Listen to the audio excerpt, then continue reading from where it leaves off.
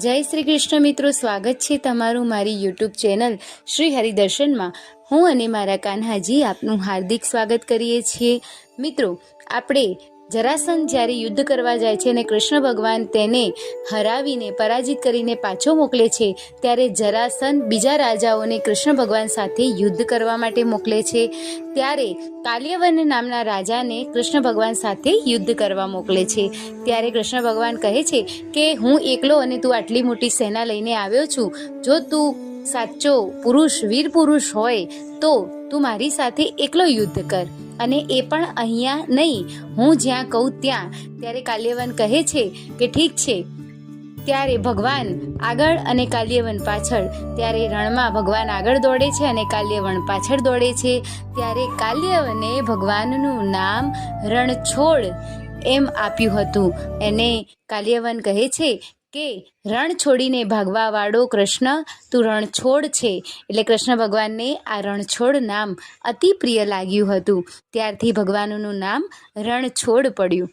ત્યાર પછી કૃષ્ણ ભગવાન એક ગુફાની અંદર જાય છે અને ત્યાં કાલ્યવન તેમને શોધતો એની પાછળ જાય છે। ત્યાં ઋષિ મુકુંદ સૂઈ રહ્યા હોય છે। ભગવાને તેમને આશીર્વાદ આપ્યા હોય છે કે તમે ભર નિંદરમાં સૂતા હશો અને જો કોઈ તમારી નિંદ્રા વિક્ષેપ કરશે તો તમે જાગ્યા પછી જેના ઉપર જોશો તે બળીને ભસ્મીભૂત થઈ જશે।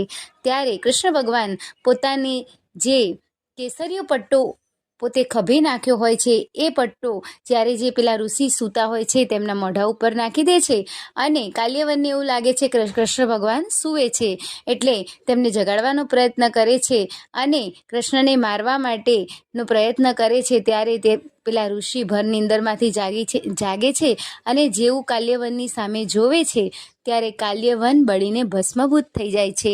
મિત્રો, આ હતી ભગવાનનું નામ રણછોડ કેવી રીતે પડ્યું તેની વાર્તા। ફરી નવી વાર્તા સાથે મળીશું, ત્યાં સુધી મને રજા આપશો। જય શ્રી કૃષ્ણ।